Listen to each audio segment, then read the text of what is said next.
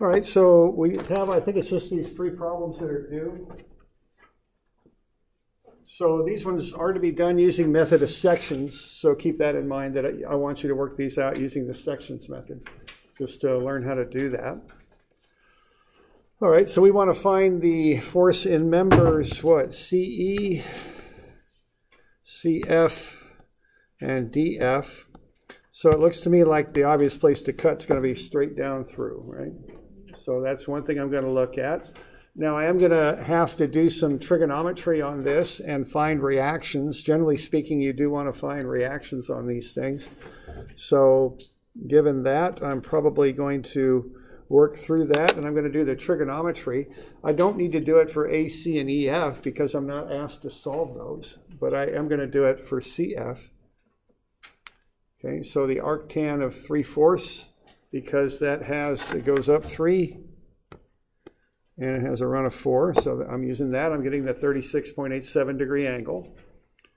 And then I would find reactions. I take the moment about F and I get the reaction at A, 22.5, and I take some of Fy and I get the reaction at F, which is 27.5.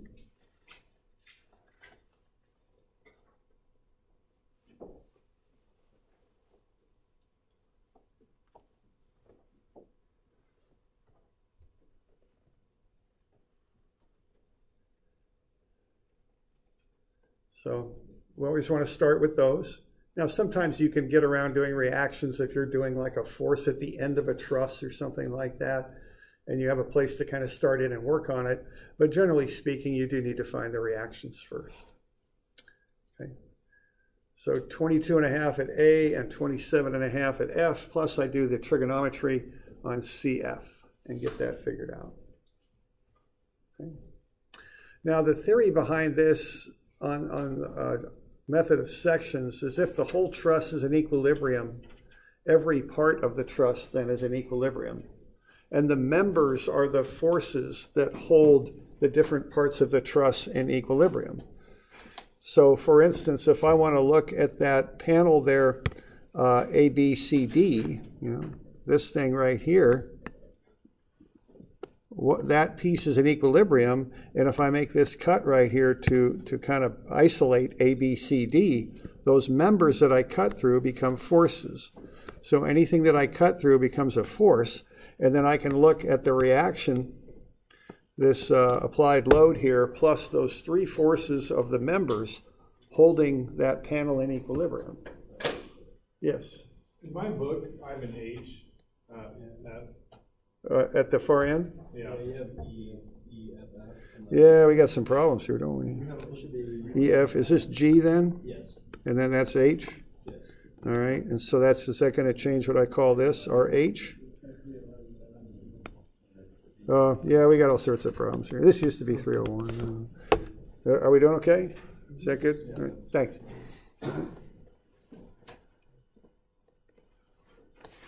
So the first one should be moving of H then? Yes, it should. Yeah, thanks. Right there. All right. Yeah. All right. Okay, so now we can start that. So when I make that cut then, in between C and E and going straight down now, what's happening are these are three forces that are pulling on that rectangular panel there and holding it in equilibrium. See, I know the reaction on the whole truss, so I've independently found that. And of course, the 20 is already applied. So those are, I know, so now I have three unknowns for that section of the truss, and using statics equations, I can solve for them. That's the idea here. So once you kind of get a strategy going, it's just a statics problem, and usually not even that difficult of one, really. It's more a matter of just seeing the process you're going to use to solve. Okay, that's really the issue. Okay, so there are my unknown forces acting on that. I notice that the only one going in the y direction is CF. So I can go sum of Fy equals 0 and solve for CF. Now notice what I've done here. I've cut between that, right down the middle of that panel. When you do that, you take one side or the other. So I don't care about the right side anymore. I'm using the left side to solve for those forces. So after I find the reactions, after I make that cut, I don't care anything about the right side anymore. The forces in the right side are actually what's happening. They're being transmitted through these members, see? When you build a truss, you have these members at certain angles, so the forces are applied in the members. That's what's going on, okay? So that's what's happening there. So I can go sum of Fy, set it equal to 0.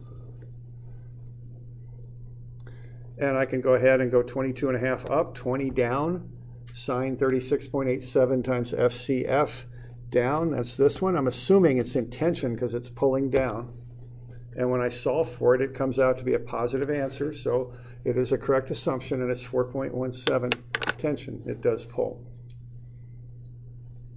How would we tell if it's not compression if we were to flip the arrow on that? Okay, so had I assumed compression, which again I didn't, but had I done that, it would be pointing that way for compression.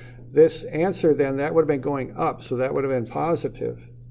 And that would have come to the other side as a negative. And then when I solve for that, it would have flipped the sign here. Yeah. So that would have worked through. I would have assumed compression and then gotten a negative answer. Does that answer your question or no? But it's tension, right? It is, yes.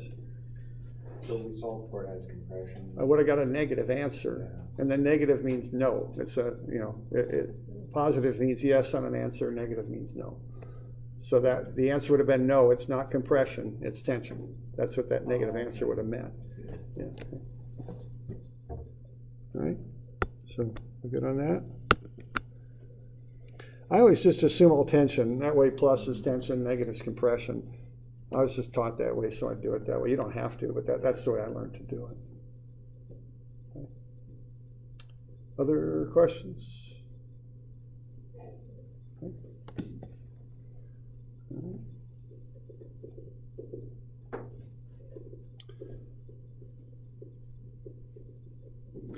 All right. All right, then the next thing I notice is that the unknowns all come out from point C. So if I take a moment about point C, I can end up solving for FFD. Okay. Okay. So really, once you make the cut, once you see where you're going to make the cut, the way I look at it is you're just solving for the force on a rectangle, and you've got 22.5 kilonewtons. You got 20 pulling down, and then you've got these 3 unknown forces on it. And if you think back a week or so, if I'd have given you this as a homework problem, I doubt it would have been all that challenging, right? You would have seen that you would have kind of gone sum of Fy and got FCF, and take a moment about this point C and gotten FFD. I mean, okay, so what's that top one? Is that maybe CDE? Is that CE up there probably? There we go. Okay. So we're just applying equilibrium problems to solve for those members. The members are now forces because we've cut through them and they're pulling on the object.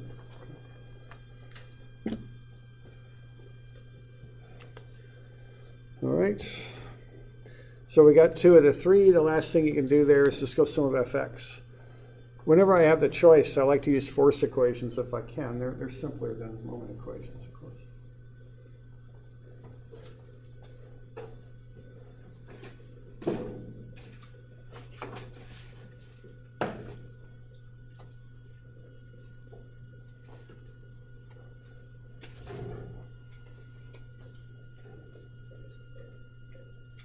You got any questions on that one?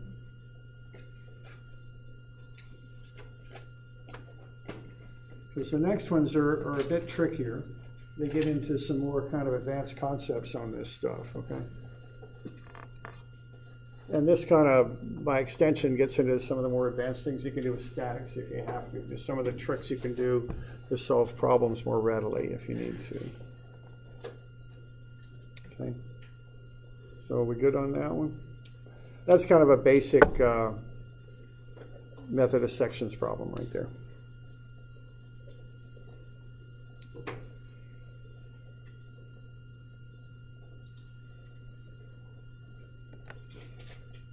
We good? Good to go. Okay.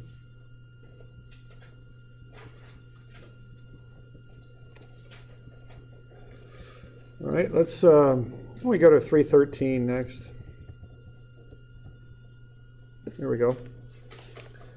Okay, 313. Do we have any questions on this in particular?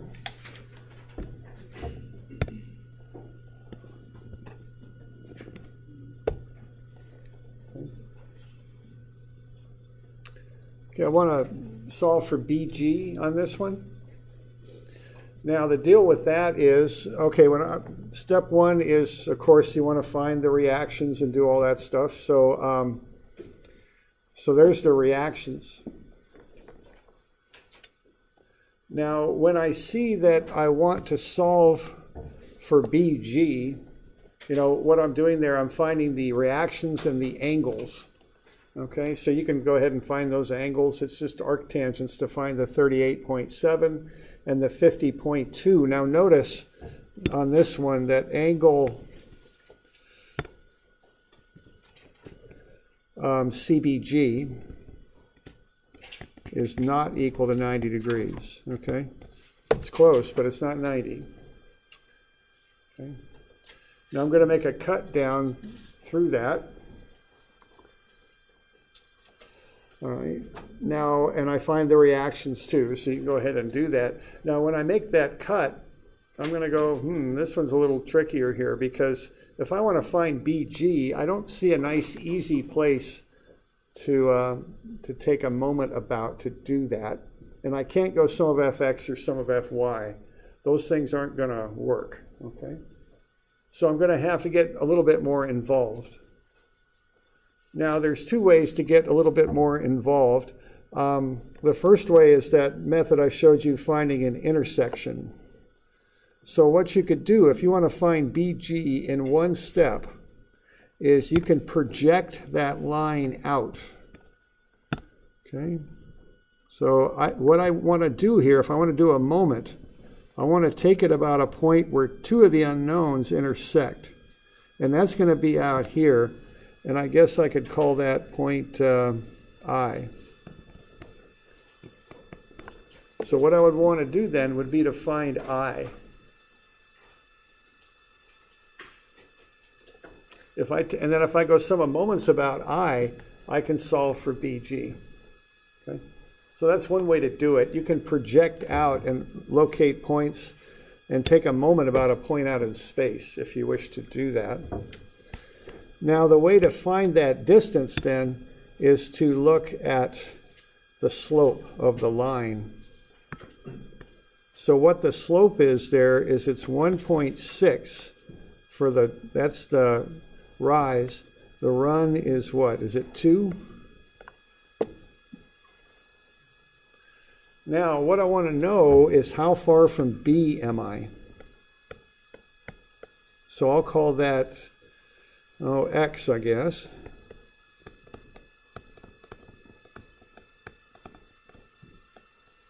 And that'll be a horizontal distance. So horizontal distance from B. So what I'm doing there is I'm finding this distance right here. I'm calling that X. Okay.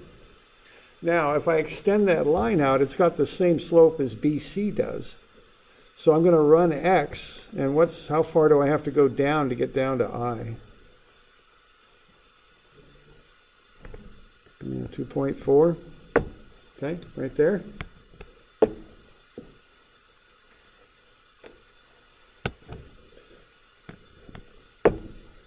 So what's happening there? I'm at B. To get down to that horizontal level of the bottom level of the truss. So A, H, G, F, E, that bottom level, I got to drop 2.4. Okay, and I want to know how far over I got to go before I hit that level on that line. And I already know about this line that it drops 1.6 for a run of 2. Okay, so I'm going to set up a ratio there and get that offset distance. Okay? And see, this is why we learn all the math and geometry, right? Because you just never know when you're going to apply this stuff, and these are handy little tricks, you know. when I worked, I did a fair amount of surveying, so I use a lot of geometry. It's handy, yeah. Shouldn't your 2.4 be on top? Oh, probably. Yeah, most likely. Yeah, screwed up. Thanks.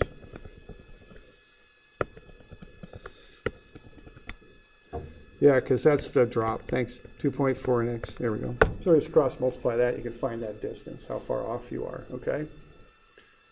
So basically what you're going to do. So thanks. So yeah, I had that upside down. So what we want to do here is find I. Once you have I, then you can take the moments about I. And you kind of go through and run that, and you should come up with the answer. So that's one approach to solving that one.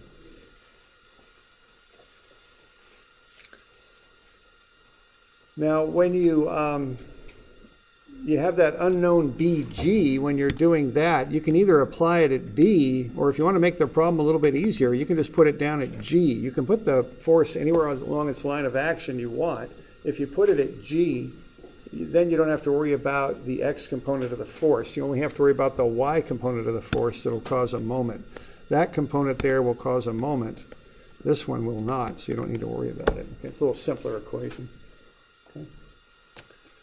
So that's one way to do it.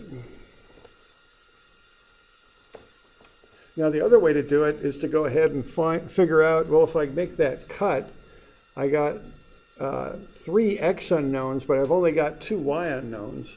One of my Y unknowns will be BG, which is the one I want, but the other one's BC.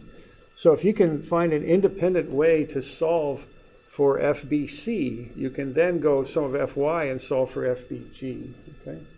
So that's the other way to do it, is to find another member first. Okay? So with that approach, what I would do, I would use the same cut. And what do I got here? I've got 8.09.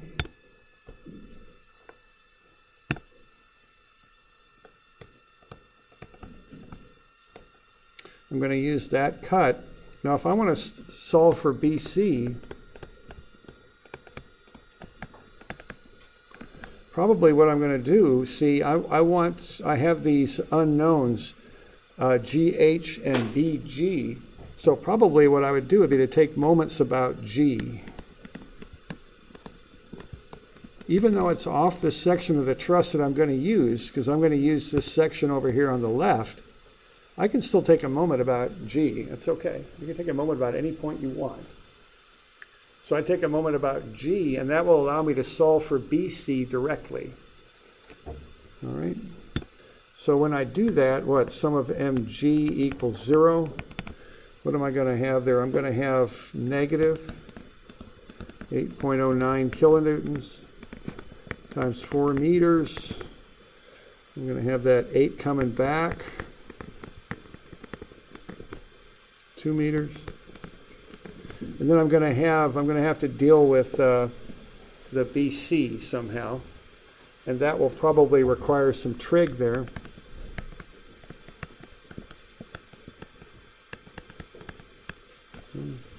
And then a moment arm. Now again, you can put BC up here at C if you want. That way you'll just have one term. You might, but if you leave it at B, you're going to have 2 terms. Okay? Because if I put it up at C, the only term that will cause a moment will be the X term. The Y term will not. If I put it at B, I'm going to have 2 terms in my moment equation for those 2 components. All right.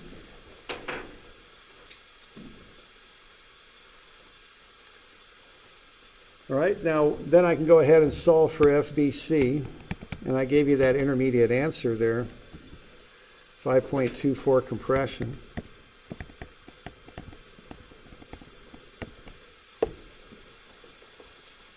Okay. And then when I've got that, what I can do next is I can just go sum of Fy. That would be the simplest equation to get BG after I got BC. Okay. So then I would use that same section and go sum of Fy, set that equal to 0, and I'm going to have what, 8.09 up, 8 down, And then that's compression, so that's pushing, right? So that'll be minus a little bit of trig in there times 5.24. And then you're going to have some more trig on BG. I'm running out of room here, I'm afraid. Why don't I put that above? That might be the place to put it. So sum of Fy equals 0. And that will be, again, 8.09 up minus 8 down plus, or excuse me, minus, won't it be? Minus some sort of trig function times the 5.24. And then if I assume tension on BG, I'll have minus again a trig function times the one I want, which is FBG. And then I can solve for FBG. Okay. So if you do that in kind of 2 steps, that's how I would work through it.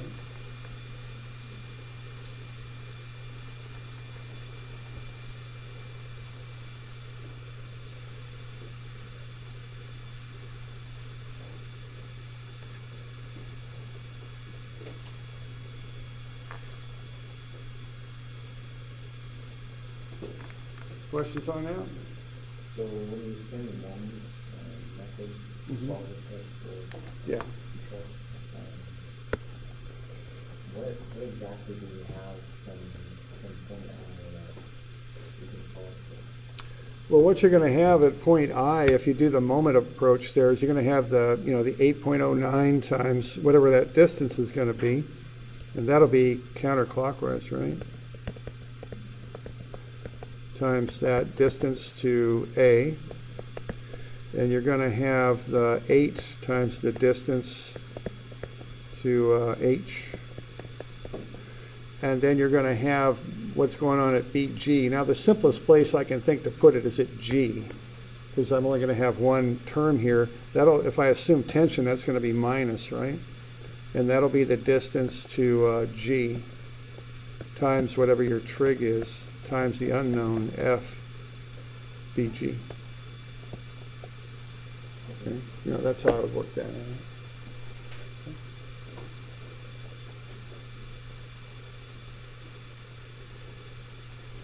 Questions on that? And then once we have FBG, you're done. Yeah, because the question is to find FBG. Oh, I see. So one step, a more complex step to get it with one equation, or you can do the 2 equations, which is a little bit more straightforward, I think. So it's your choice, whichever way you like. Okay.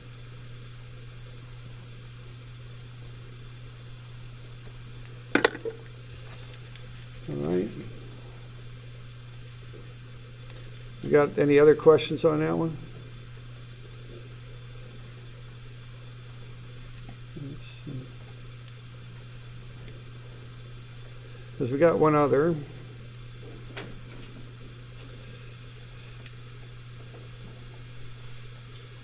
And that's the new 312. So does everybody have a copy of this one? This is, if you had the old copy of the book, you want to be sure to download this from Moodle, or I do have copies of this, if nobody needs it. Here's a new version of this one. So everybody good? So remember to download this from Moodle if you need it, this cantilever truss. All right, now this one, I don't know, there's different ways to do this. You do need to do the trigonometry on this one. Now, I always like to kind of scout it out before I start doing a bunch of calculations. So I'm after EG. Now, if I'm going to get EG, I'm going to make a cut like that, right? I mean, that's the logical thing to do. It's going to be hard to do much of a different cut than that. And I've noticed I cut through 4 of them. This is kind of a modified, what's called a K-truss. And they're a little bit, tricky to work with sometimes. So there you go. So that's going to be a little bit difficult to work with because you're cutting through 4 members. So you got 4 unknowns when you're doing that. And that's one too many to get with a set of equations from statics. So, so I think you're going to have to come up with an independent way of getting one of those that does not involve that cut. Every time you make a new cut, essentially you get a separate set of equations is what you get, okay? So we got any ideas for cut number 2 you could use on this thing? I mean, let's see. Yeah, I think let's start like that. Then what would I do? Yeah. Like that. Now, what's the reasoning behind that? What happens when you make that cut and you do an equation? What pattern do you see in the unknowns that you generate from this? And let's use the left-hand side because I think it will be simpler to work with. What do we got going on here? That's going to pull like that. This one's going to pull like that. This one's going to pull like that. Now, is there something going on with the 3 of those that might work to our advantage? Yeah, see, they're all going at F, aren't they? Okay. Now, the one that isn't is one I like to know, and that's FDG, okay? You all good with that? And you kind of have to see this stuff, you know, you want to kind of think it through and set up your equations to get what you want. If you do that, if you use that kind of funny jagged cut there, you're going to be able to solve for DG with one equation. Because all the other 3 unknowns point right at F. Okay? You good with that? All right. Now the other thing, so are we good with that? We got any questions on that? While we're doing this? This is going to get us DG. It's not the one we're after, but if we got DG, we'll be able to find EG pretty quickly. All right.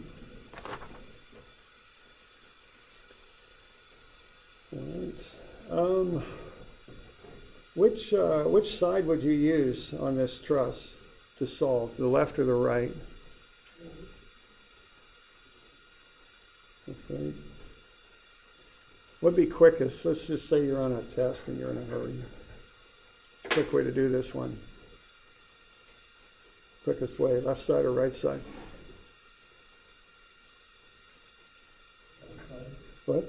Left side. I think so. Yeah, because you don't do the reactions, do you? Now, don't tell me that you're doing that because I always tell you to find the reactions first. It's usually the best policy. But, you know, sometimes you break rules. We all do that. And I think this might be a good time to do it. See, if you use the left side, you don't got to worry about the reactions. It's a little simpler to do it.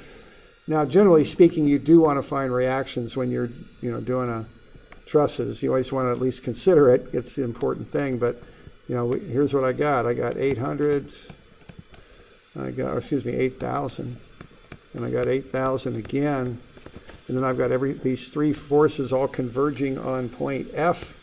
And then I've got that one that I'm after, which is FDG. That's going up right. And that angle is 33.7 degrees when I did the trig, okay? So what I can do there, I can go sum of moments about F and set that equal to 0. And, I can go ahead and work through that. And when you do that, you ought to come up with FDG. And I give you that intermediate answer. And I checked that twice, so I think we're pretty good with that one. 3,333 tension.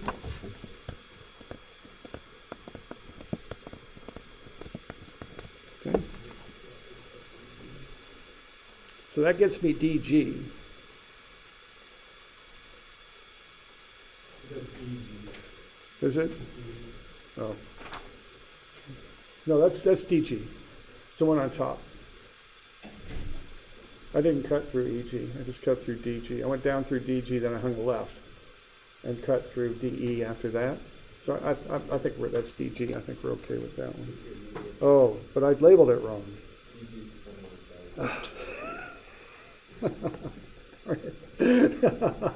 All right. Yeah, oh no, okay, that is okay, I see what's going on now. Okay, I'm confused. Everything's right on the paper. I just wrote down the wrong number. Thank you. I didn't understand quite what you were saying, but now I got it. Got this flash of brilliance, and it's occurred to me what you were actually saying. Okay. All right, there we go. Thanks. Okay. I just wrote the wrong number down. All right, so now you got that. Now what you want to do is go ahead and use that original cut, the vertical one, because you've got DG now, and you can find EF, okay? Or not EF, EG. Now on this one, oh, I don't know, let's see. So we good with that? Okay. Well, people are getting a little excited out there about that. Yeah.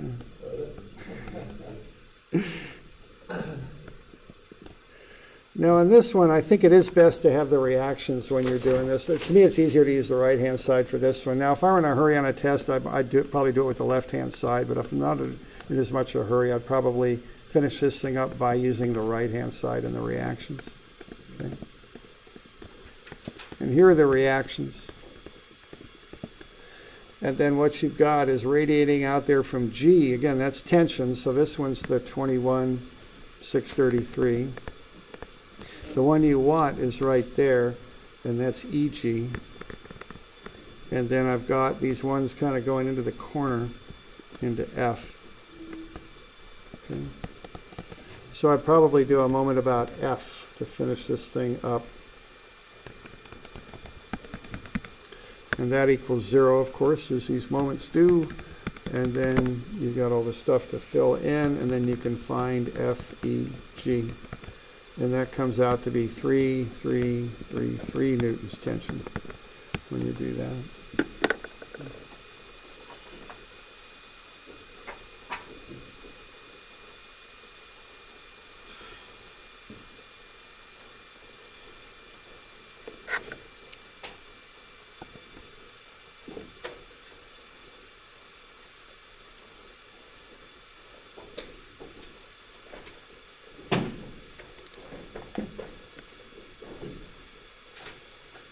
So we're doing all right with that?